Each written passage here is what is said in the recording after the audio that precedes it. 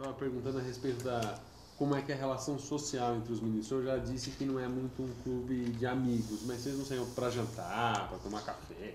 Enfim. Tinha relação fora do Supremo? Isso, fora isso, justamente fora do Supremo. Minhas relações fora do Supremo. Bom, tira Jubim e Pertence, que já eram meus amigos antes. Jubim e Pertence.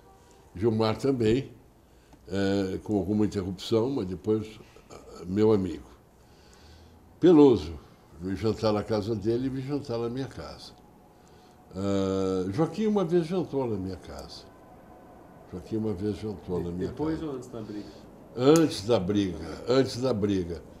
O presidente Lula, Márcio, disse que ele gostaria de conversar, ter um encontro social. Então fez o jantar na minha casa, veio o Márcio, o presidente Lula, o Brito, Peluso não pôde vir, eu acho que o Jubim, e tinha mais alguém, e Joaquim. Mas eu convidaria o Joaquim para jantar na minha casa. Depois deixou eu ir lá para baixo. O Brito só foi essa vez. O Carlos Alberto Direito era uma flor de pessoa. Né? Eu tinha boas relações com a Ellen também. O Marco Aurélio não frequentava. Não, frequentava, sim. Nos encontramos algumas vezes. Mas com o resto, não. Com o resto, não. Nem com o Brito. Nem com o Brito. O Brito já deu entrevista para vocês? Ainda não. Não. Existia alguma divisão interna, assim, um grupo A, Não. um grupo B? Não. Não que eu tomasse... Variava de acordo. Quer dizer, nesse caso, eu voto com vocês, você vota com ele lá. No outro caso, voto vocês três lá e nós três aqui. No outro, eu voto... Está compreendendo? Não existia um grupo fixo. Mas do ponto de vista social, assim, o grupo saía sempre aqueles... Sim. Não, o Jubim, nós íamos muito, nos encontrávamos muito na casa do Madeira. Sabe quem é o Madeira? Luiz Carlos Lopes Madeira. É um grande sujeito. Mas... olha, se você quiser, você pode botar assim, Peluso, de vez em quando Gilmar, Jubim, tá? Eu, Carlos Alberto Direito, enquanto estava vivo. Esse era o núcleo. Agora, estou vendo, a Carmina, você é complicada no relacionamento. Ótima pessoa. O Toffoli veio depois. O Toffoli foi meu aluno na São Francisco. Tem como contemporâneo teu? Não, é mais velho. Quem é que eu me lembro do Supremo? Assim? Bom, Peluso, Gilmar, Jubim, Pertence, Celso Melo, que é tão do jeito dele, Carlos Alberto Direito. Porque será que eu estou esquecendo alguém por eu tenha afeição? Eu tenho muito respeito pela Ellen, pelo Marco Aurélio, evidentemente pelo Joaquim. Estou percorrendo. Para por aí. Mas então, do ponto de vista da formação de grupos para voto, isso era aleatório? Era aleatório. Dependia. A mim, sempre dependeu da minha convicção, mas imagino que para os outros também. Imagino que para os outros também. Professor, Respondo por mim. Nesse processo de votação, batia lá na porta do seu gabinete algum ministro? Não. Como Nunca, você vai votar nunca, aqui? nunca, Vamos nunca. discutir? Não. Nunca. Jamais.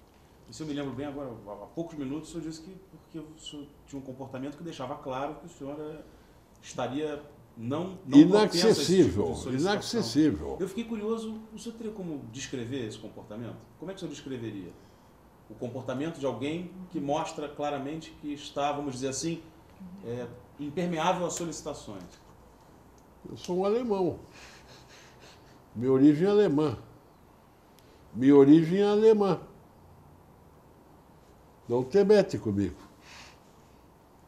Tu acha que eu preciso dizer mais alguma coisa, não? Não preciso, não. Isso é uma coisa visível, pô. Sabe, o olhar não se meta. Você usaria peitar o Jobim? Eu? É isso. Você ousaria descrever um outro comportamento? Um comportamento, não uma pessoa.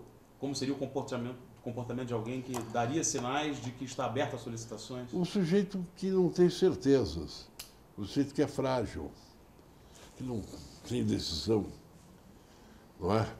Ou o sujeito... Você peitaria o Joaquim? Não. Não é?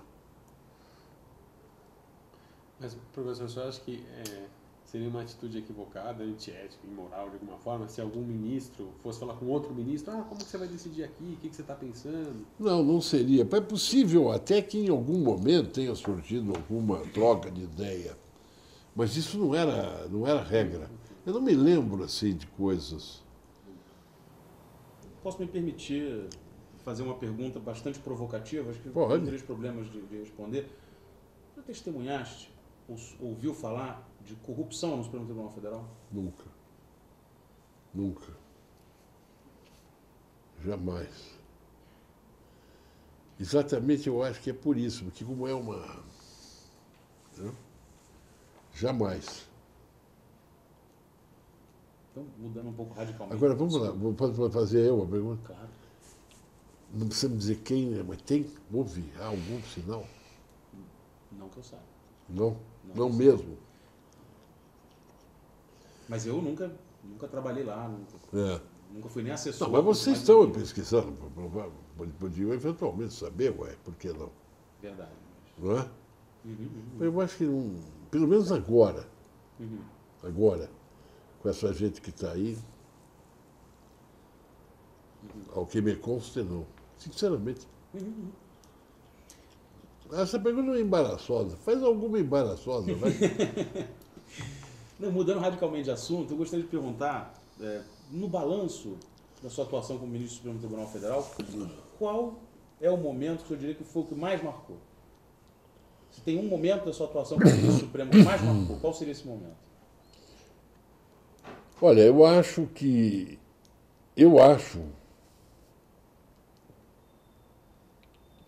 uma coisa importante foi a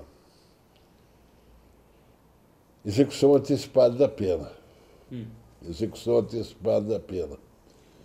Um outro negócio muito importante foi, em turma, o negócio da oculta compensatio, da compensação oculta, que eu fui buscar em São Tomás, aqui no Solução, para um caso de uma mulher que tinha um habeas corpus e ela transportava maconha. Conhece o caso? Foi pro filho, não foi? Hein? É uma mulher que transportava maconha, mas não era de tráfico, era pro filho. Não era tráfico. Ela era doente, tinha um filhinho, tudo. Ela levava na penitenciária pro homem dela. Não é? O que uma mulher faz para o seu homem já é uma coisa. Nesses termos. Entendo que eu estou botando nesses termos. O que uma mulher faz para o seu homem. Eu estou botando isso em um termo de afetividade nisso. E depois ela tinha. Aí eu fui para São Tomás de Aquino. Era um pequeno delito aquilo. Como era um pequeno delito também, um homem que é incrível que tem que chegar ao Supremo isso, né? Um pequeno furto do cara que entrou no supermercado e roubou um litro de leite. Né? Então ele diz que quem rouba, de São Tomás, né, diz que quem rouba, isso aí, esses pequenos furtos não são pecado. É oculta compensatio. Né? Acho que a anistia também foi um caso esse negócio da oculta compensatio ficou como o princípio da insignificância, porque foi reiterado, né, várias vezes. Depois, há um... Agora vou escandalizar. Aborto, os anencéfalos. Não é? Eu não disse tudo lá, eu poderia ter dito um pouco mais no voto, mas eu tive vontade de dizer. O que faltou dizer? Faltou dizer, por exemplo, para os poetas que fazem literatura, que eu proponho algo muito mais seguro para a mulher. No caso de aborto, do anencéfalo, quando você sabe que é anencéfalo, eu proponho que se faça coisa de um modo muito mais racional. Não põe em risco a vida da mulher. De modo nenhum. Um aborto é sempre algo que põe em risco a vida da mulher, não é? Então, deixa o anencéfalo nascer e mata. No primeiro suspiro, mata o anencéfalo. E aí você não põe a vida da mulher em risco. Choquei, não? Mas é exatamente isso. Choquei? Mas por que Porque exatamente é a mesma coisa. Qual é a diferença que você tem entre assassinar ainda feto com 2 meses ou assassinar bebê com 1 minuto de vida? Não tem nenhuma diferença. Então eu lutei e vou lutar com todas as minhas forças até o fim da vida contra qualquer tentativa de se justificar aborto. Por razões religiosas? Não, porque eu sou um ser humano. E nada do que é humano me é estranho. Eu não é religiosa. Eu não sou religioso. Não, é uma pergunta mesmo.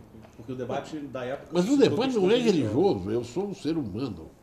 E por isso eu tenho que lutar como um leão para defender qualquer forma de vida. A mesma coisa é igual das células-tronco. Desculpa, até aborto em caso de estupro, por exemplo? Até aborto em caso de estupro. Eu sou radicalmente contra. Lá? Sou radicalmente contra. Choquei com esse meu exemplo? Não? Olha, não é muito mais racional você esperar nascer e matar em seguida? Você não pode, porque vai colocar em risco a vida da mulher. Porque quem admite o aborto admite esse tipo de homicídio. É difícil para mim dizer isso, mas eu não entendo como é que as pessoas podem aceitar no início da gestação e não no fim da gestação. Acho que um outro negócio uma coisa que eu acho que foi importante eu acho que eu feri o Fernando. De jeito nenhum. Não pode ser algum. O que nós estamos falando mesmo? Finalizando a questão do aborto, o senhor mencionou células-tronco. Células-tronco é a mesma coisa também. Células-tronco é a mesma coisa também. Mas também no células-tronco o senhor deixou de escrever alguma coisa no voto? Não. Lá eu não deixei de escrever. Lá eu não deixei de escrever. Mas engraçado, acho que ali só o Carlos Alberto Direito e eu votamos contra. Não sei se houve mais alguém. Né? Acho que um outro troço muito legal, assim, no sentido de construção jurídica, foi do município de Luiz Eduardo Magalhães. Porque aí entrou o negócio da exceção, né? Esse... que é o número ou não? É a DI 2240. A DI 2240. Isso do ponto de vista, assim, vamos dizer, geral, né? Porque anistia, execução antecipada de pena, o princípio da insignificância, aborto, isso teve um impacto geral, impacto no sentido de refletir sobre... Agora, houve casos específicos. Houve um caso muito bonito mas muito bonito do Rio de Janeiro, é o caso do Canecão. É um terreno que pertence à Universidade Federal do Rio de Janeiro. Pode ser, esse processo estava lá há anos, anos e anos, encravado e não saía. Pá, pá, pá. E aí eu... Porque quando eu cheguei, eu disse assim, no gabinete, falei, depois que eu... Você leva 2 anos. A minha tese é que o ministro Supremo ele tem que chegar lá e durante 2 anos ele não vale nada. Ele finge que depois de 2 anos ele aprendeu a coisa toda, mesmo que ele seja juiz. Então eu tinha separado, e eu tinha o caso dos Pataxós, o caso do Canecão, tinha outros, que eram processos que estavam lá anos e anos. Né? O Canecão, eu até tomei nota. Interessa, não? Claro, se eu achar. O Canecão é AR 1333.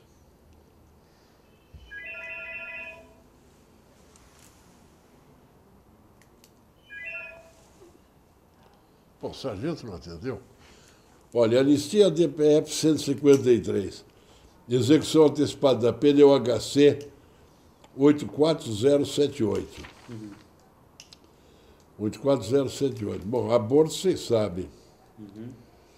Índios Pataxós foi outro negócio também realmente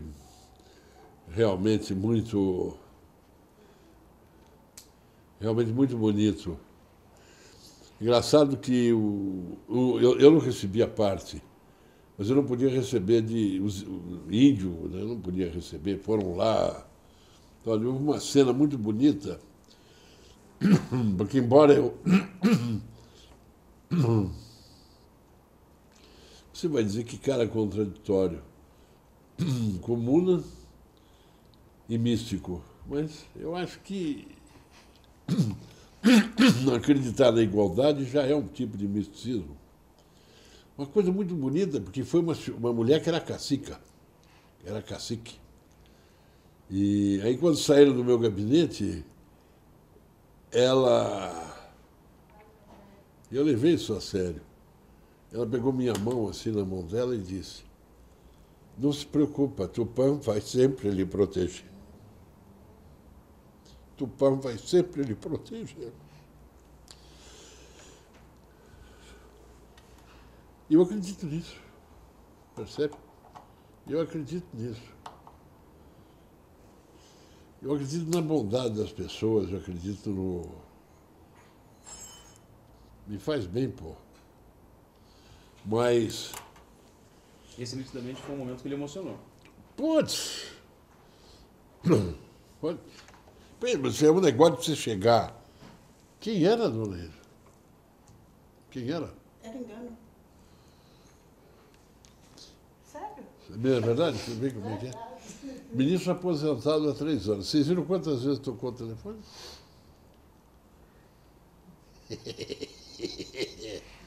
Bom, o cliente liga de vez em quando, fica tranquilo.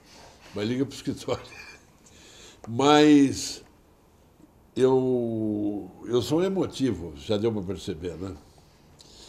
Outra coisa, assim que eu cheguei, contribuição dos inativos. Barbaridade. Lembram disso? Como é que você descreve Contribuição do INSS para os inativos. Como é que foi sua participação nesse caso? Como é que o senhor descreveria? Eu votei, olha, esse aí é a DI 3105. Eu votei a favor da contribuição dos inativos. Minha mãe era viva. Eu acho que uma porção de amigas da minha mãe deixou de falar com ela. Pelo menos uma prima minha deixou de falar comigo por causa... Você vê que coisa, né? Esse foi o momento em que o Supremo já... Aquele negócio da televisão, eles começaram começou a banalizar. Começou a banalizar. O grande mal é esse. banalizou não a justiça, banalizou o Supremo. Banalizou o Supremo. Alguém fala alemão aqui? Eine Scheiße. Eine große Scheiße. Foi isso. Posso falar em português? Não entendi. Uma grande merda que foi esse troço, entende? Uma grande merda. O senhor atribui culpa dessa grande merda à imprensa ou à TV Justiça? Que é uma imprensa Não, a TV Justiça. judiciária. TV Justiça. O negócio é o seguinte, você não pode, de modo nenhum, coibir que a imprensa se manifeste. Essa Jobim me provocou a contar uma história ligada à imprensa. Se vocês me perguntarem um pouco mais, se me provocarem, eu conto. Você não pode coibir a imprensa. Mas você não pode se exibir para o mundo. Entende a diferença? Não. A imprensa noticiar, ter acesso, é uma coisa. Agora, então, eu namoro a Greta Garbo. Vocês nem sabem quem é a Greta Garbo. A grande atriz. Eu namoro a Danusa. Aliás, um sonho meu. Uma coisa, eu deixar me fotografarem de mão dadas com a Danusa. A outra coisa é eu sair na rua e querendo exibir a minha relação com a Danusa. Entendeu o que eu quero dizer? Eu não posso coibir a imprensa de fazer qualquer tipo de comentário. Nada, a liberdade de imprensa é algo extremamente importante. Agora, eu não posso, me oferecer. O que a TV Justiça está fazendo, ela está auto-exibindo o tribunal, com todas as suas mazelas. E a história que o ministro Jobim provocou a contar Não, por causa do negócio de censura, tem uma história muito engraçada, o negócio da censura. São episódios que aconteceram lá durante os julgamentos. Um dia estava se julgando um negócio que envolvia a censura e eu citei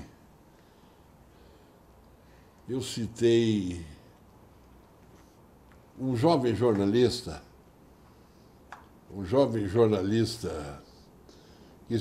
que escrevia na Gazeta Renana.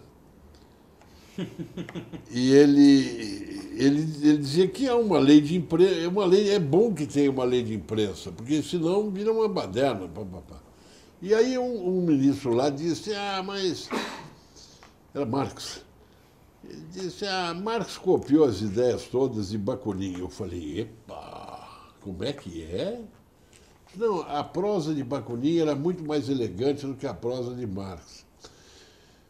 Bom, aí eu percebi, o cara queria me desviar, né? Tá certo? Me tirar da linha de raciocínio. Me fiz de besta e prossegui.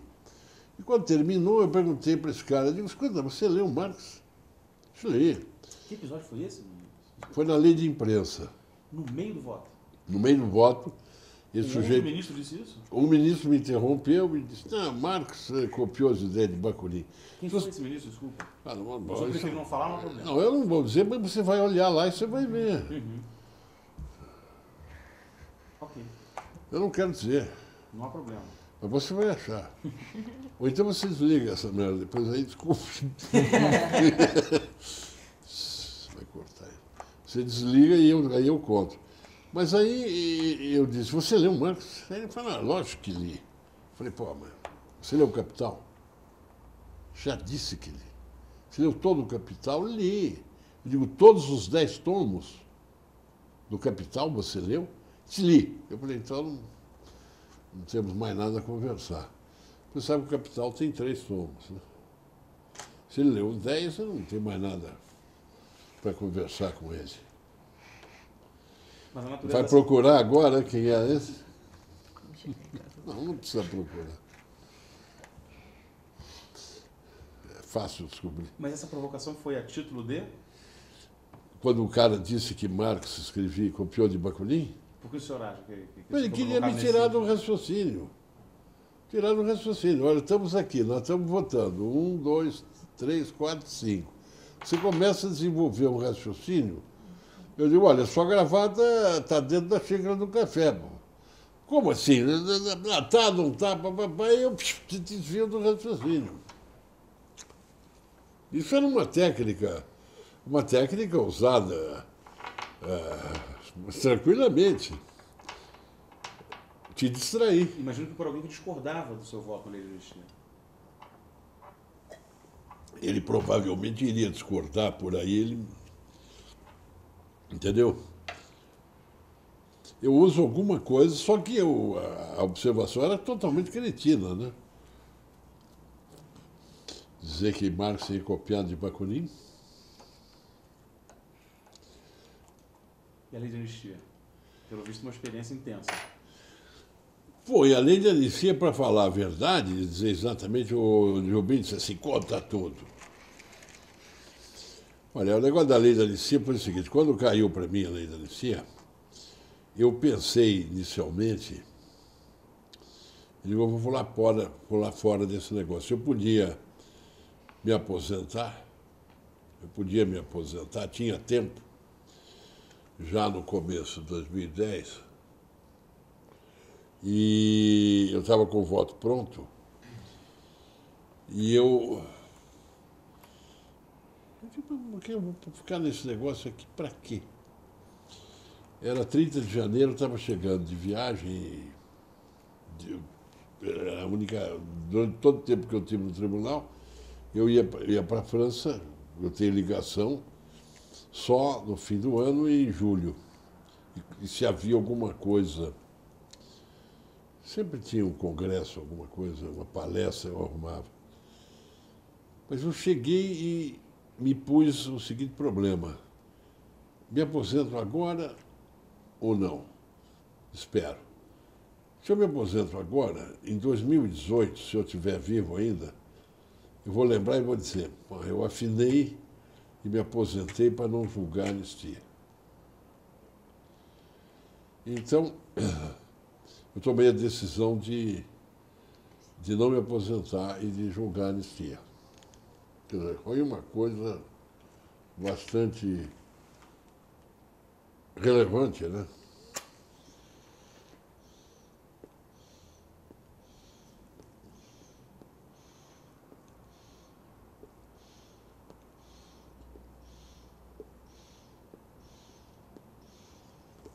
Trabalhei naquele voto intensamente.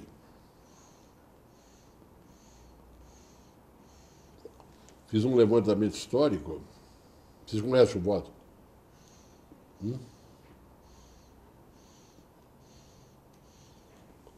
Sei lá, pelo fato de eu ter, enquanto outro, ter sido vítima ou não ter sido vítima, isso não quer dizer nada. O que eu tinha era que tomar uma decisão no quadro daquela realidade, considerando o que houve, os dados que eu tinha, e foi o que eu fiz. Engraçado que foi um julgamento relativamente simples, porque ninguém pediu vista, né? Julgou-se numa só sessão. E foi isso, eu fiz isso, acho que é parte do que eu devia fazer na vida. No fundo, isso era tão importante quanto um agravo que eu tenha julgado lá, num caso que se discutia coisíssima nenhuma. Mas, para mim, aquilo assumia, dentro da minha pré-compreensão, aquilo assumiu uma importância muito grande. Eu fiz o que eu tinha que fazer. Quanto que foi o resultado? 8-2, né? Se não me engano. É, 9-2. Se não me engano, 9-2. É. O nosso poeta lá foi só o que... Brito foi o que... E outro, não me lembro quem. Joaquim. O senhor se lembra dos argumentos deles? Não me recordo, não. E nem este processo lhe gerou alguma espécie de solicitação pela imprensa, algum impacto? Mas aí é que está, solicitação é uma coisa que você aceita ou não. Se você não aceita, ele não te afeta. Tentativa, desculpa. Não, mas uma tentativa, mas se você não aceita, aquilo não te afeta. Está compreendendo? Eu tenho uma coisa muito presente na minha cabeça, que é a seguinte: você é você. Agora, você desempenha vários ofícios, várias funções. Perfeito? Nesse ponto, eu sou bem sartreano, no sentido de que eu não sou definitivamente coisa nenhuma.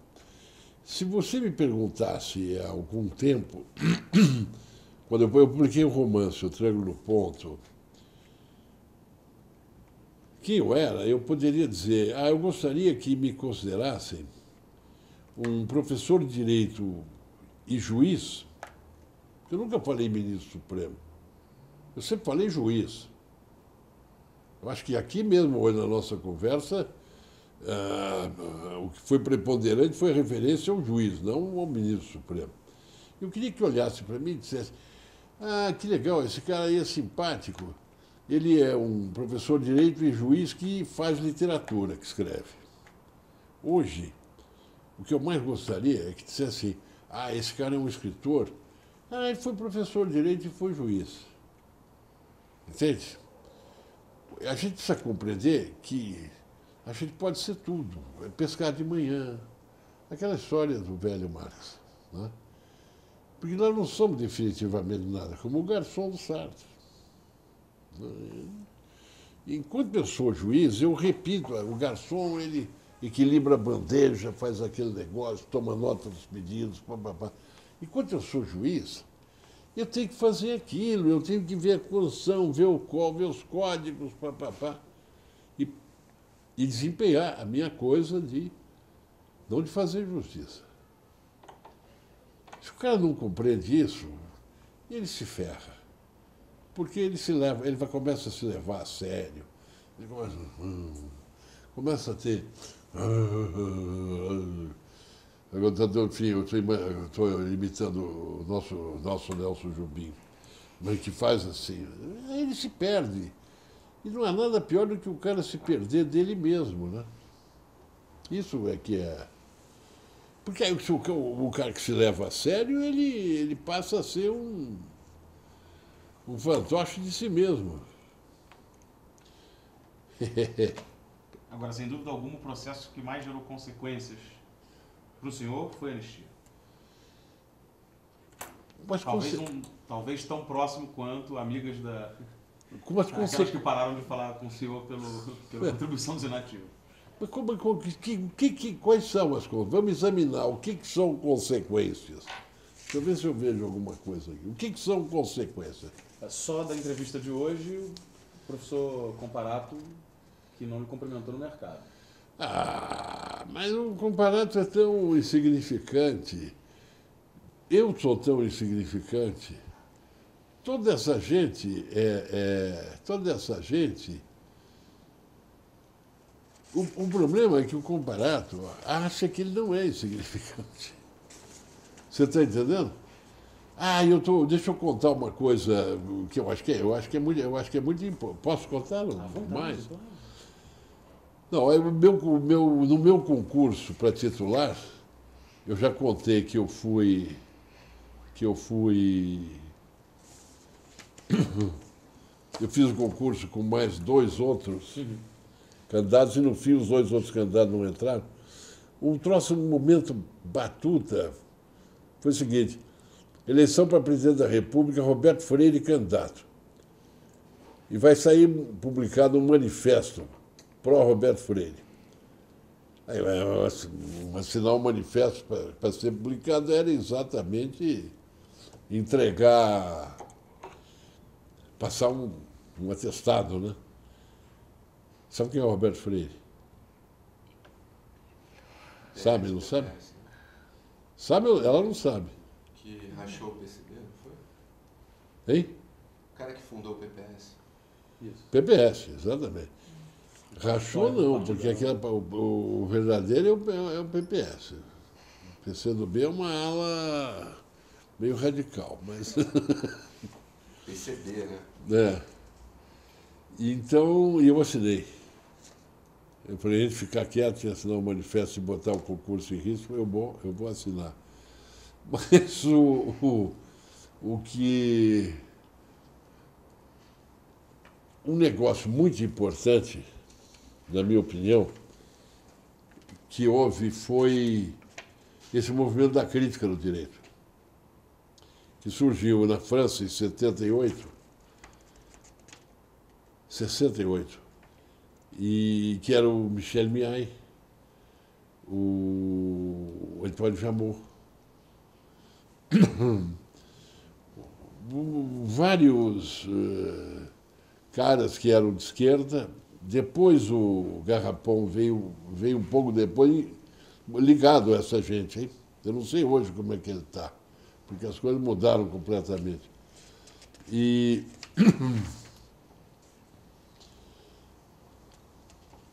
esse grupo, ou em torno das ideias desse grupo, um professor argentino chamado Oscar Correas, que se exilou no México, criou um grupo de crítica jurídica na América Latina. E foi um negócio muito bacana, porque a primeira dessas reuniões estava o Antoine Jamot, acho que o Miaille foi também. Tinha aquele português, Boaventura Sousa Santos. Tinha os espanhóis. Eu era o único brasileiro. Tinha o argentino Carlos Cárcova, Alicia Ruiz. E isso foi... Eu acho que isso foi importante num determinado momento até para o pensamento jurídico brasileiro. Não deixou marcas. O Vará era próximo desse grupo. Não deixou marcas, mas... Não deixou marcas. Wroblewski, Gerson Wroblewski. Muito engraçado, porque o Gerson Wroblewski... Bom, eu conheci o Wroblewski lá naquela ocasião. Aí, um ano depois, eu encontrei o Wroblewski em Paris, e ele disse assim para mim, o que um brasileiro está fazendo em Paris? Eu falei, a mesma coisa que um polaco está fazendo em Paris. Era um homem muito inteligente. Isso foi um bom momento intelectualmente falando. Aí depois a coisa aqui não se consolidou. A coisa aqui não se consolidou no Brasil. Tinha um grupo do Roberto Lira, filho, e a coisa para por aí. A nossa conversa está começando a declinar. 5 anos.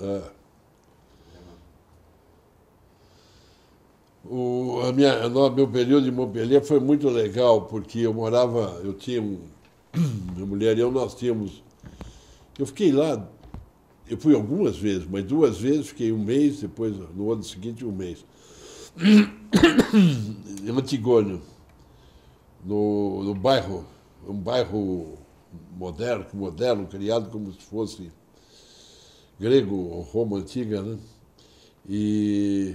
Mas logo eu negociei com o Jean-Louis Ottan, que na verdade era quem arquitetava as coisas, de encerrar minhas atividades na sexta-feira mais cedo, a tempo de pegar o Talgo para ir para Barcelona.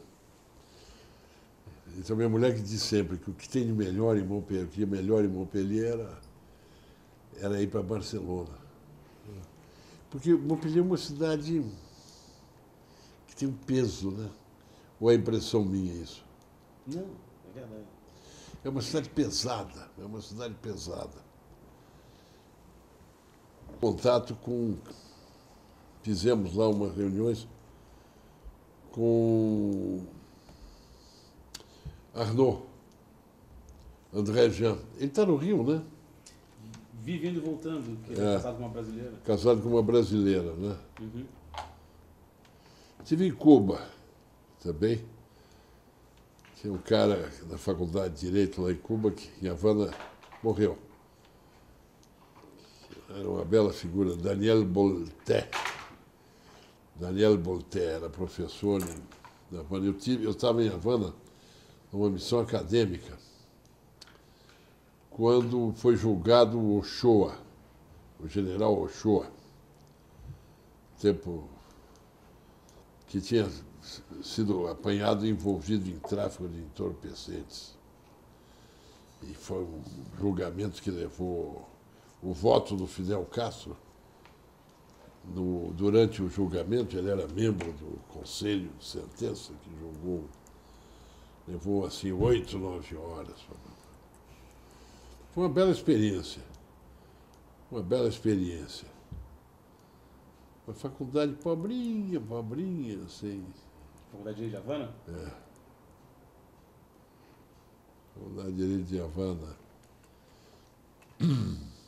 E na sua avaliação, por que digamos, a escola crítica do direito não prosperou no Brasil? Primeiro porque tinha mais de uma escola crítica. Bom, a primeira movimentação que houve foi do Roberto Lira Neto em Brasília. Né? Foi uma coisa assim muito personalizada. Depois houve essa coisa meio maluca do direito alternativo. Né? Você tinha o direito achado na rua lá. Como é o nome daquele homem muito inteligente, diretor da Faculdade de Direito da Faculdade de Direito da Universidade de Brasília. José Geraldo Souza Júnior? José Geraldo, um homem sério. Depois teve o negócio do direito achado na rua. Né? O direito alternativo, que foi Santa Catarina. Bom, eu não tinha nada que ver com o movimento de Brasília e eu me recusava a tomar conhecimento desse negócio do direito alternativo. Até que um dia me chamaram, aquele rapaz, como é o nome dele, do Paraná, que foi para o Paraná, que hoje tem uma faculdade lá, sei lá. Volkmer? Hein? Antônio Volkmer? Não era o Volkmer. Edmundo? Edmundo. Lima de Arruda Júnior? É, ele que me chama. Cadê esse cara? Não, um tempo que eu não tenho notícias dele. É. E eles me chamaram para fazer uma palestra nesse negócio do direito alternativo sobre legalidade. Eu digo, e que eu dizia basicamente o seguinte: olha, fora da legalidade do direito positivo, vocês estão todos fuzilados.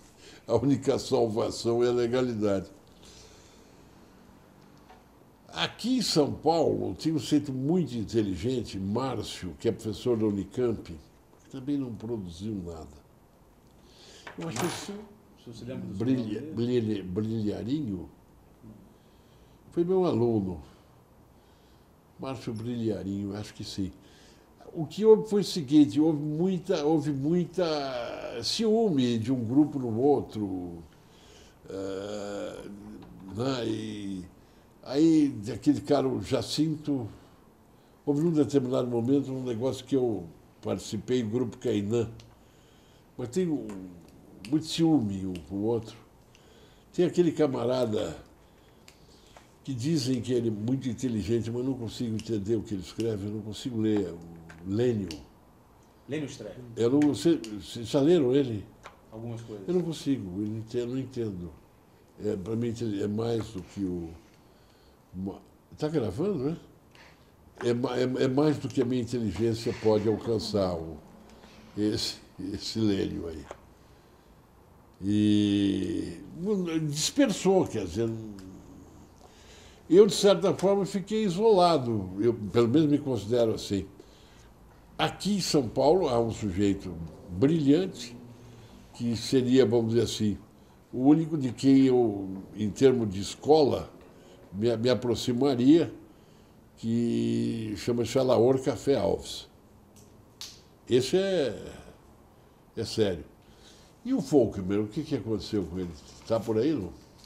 Continua dando aula. Continua na Federal de Santa Catarina. Em Santa Catarina, né? Uhum. Acho que continua ligado ao Boaventura, né? Não sei. Rapaz, mas eu acabei falando, esquecendo que a gente estava sendo gravado. Olha, eu não tenho escola crítica aqui. A verdade é a seguinte, o Marx virou uma coisa inteiramente fora das perspectivas. Eu, em março, eu fiz uma palestra a convite de uma universidade francesa, em Paris. E como é um negócio, sabe como é que é francês, né? Era um temário un regard latino-americano. Então tinha geógrafo, parece que convidaram o Vargas Llosa, não sei, e vai ser o ano inteiro. Eu não sei se o Vargas Llosa vai, mas em suma, tinha de tudo. Perdão, quem? Vargas Llosa. E então eu, quando cheguei, falei com o professor lá, que é meu amigo, você lê, né? É uma delicadeza você fazer uma coisa de improviso na França, você tem que ler. Ou fingir que está lendo, né? A famosa história do Santiago Dantas, que esqueceram de levar o texto e ele pegou uns papéis e fez a palestra assim, olhando, como se estivesse lendo. Bom, e eu citava 3 trechos de Marx nessa minha palestra. E ele, muito delicadamente, disse, olha, não precisa identificar o autor. Eu não estou fazendo caricatura, é exatamente isso. Então, o que aconteceu foi que o pensamento crítico, eu diria, acabou se dispersando, não apenas... Aqui ele não chegou nunca a se fixar, não é? Mas na Europa, mesmo na Europa, acabou se dispersando. Não há nenhum, vamos dizer assim, resquício da crítica do direito aqui entre nós. Ou há?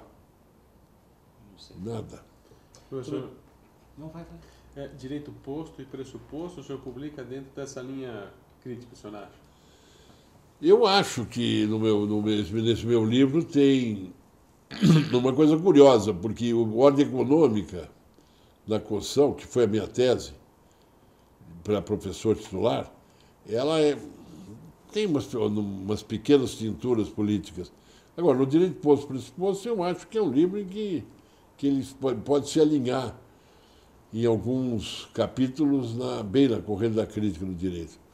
Como ele foi sendo reeditado, e eu fui acrescentando coisas, talvez ele tenha hoje uma cara diferente da primeira edição. Agora, e até é bom você entrar daí, porque eu gostaria, e eu ia ficar arrependido de não ter falado o que eu vou falar agora, depois, se vocês fossem sem que eu falasse isso. Eu tenho um livro que foi para a 5ª edição, chamado Ensaio e Discurso sobre a Interpretação e Aplicação do Direito. Não sei se conhecem. Conheço. Bom, esse livro está esgotado já há uns 2 anos, a 5ª edição, e o Álvaro Malheiro, que editou, quer reeditar, eu falei, não vou reeditar, porque eu quero rever inteiramente essa coisa dos princípios. E então vai sair o livro com um título diferente e com uma anotação embaixo, 6ª edição refundida do Ensaio e Discurso sobre a Aplicação do Direito. O livro vai sair com o título Por que tenho medo dos juízes? Não é? E o que muda radicalmente no livro é o seguinte, é que eu digo que os princípios não existem. Não existem princípios. E eu conhecia, já tinha lido Franz Neumann, mas eu não conhecia um livro dele de 1942, que é um livro sobre o nazismo e a Alemanha nazista, em que ele... É um livro chato, chatíssimo de ler. Mas lá dentro, ele tem umas 50, 60 páginas sobre o direito nazista. Esse livro chama-se Behemoth. Behemoth, porque ele está querendo fazer um pandan com o Leviatã, do Hobbes. E lá dentro desse livro, ele diz o seguinte, uma frase que é genial. Ele diz que um sistema jurídico fundado em standards e em princípios não é senão uma uma desculpa que justifica qualquer tipo de decisão. Então, por isso que você tem medo dos juízes? Eu tenho medo dos juízes, porque, por exemplo, se eu pegar alguma jurisprudência do Supremo, exemplo, o caso da publicação do livro antissemita, do Você participou desse julgamento? Não. Eu não tinha chegado lá ainda. No caso de Elvanger, publicação antissemita. Marco Aurélio dá o habeas corpus porque ele pondera o princípio da liberdade de imprensa com o princípio da dignidade de um povo, dignidade humana, dignidade de um povo. Ele pondera os dois princípios e dá o habeas corpus. O ministro Gilmar Mendes pondera o princípio da dignidade do povo judeu com o princípio da liberdade de imprensa e nega o habeas corpus. Ou seja, isso é exatamente a falta de critério para decidir. Isso é princípio e a negação do positivismo. Então, eu acho que, e é isso que eu sustento, que não existem princípios, só existem regras no direito. E o que está acontecendo hoje, é o que eu estou entendendo no livro, o que está acontecendo hoje é que isso vai prosseguir um pouco assim, até que o modo de produção social resolva mandar para casa esses juízes que decidem como querem e determinem que eles vão continuar a aplicar a lei. Esse direito que está aí, ele está aí para permitir a segurança das relações mercantis. E no momento em que você atribui ao Poder Judiciário a capacidade de tomar qualquer decisão, você instala o caos e as coisas não funcionarão mais como devem funcionar. O mercado precisa da segurança jurídica. E um sistema jurídico produzido por qualquer tribunal em cima de princípios produz tudo menos a segurança jurídica.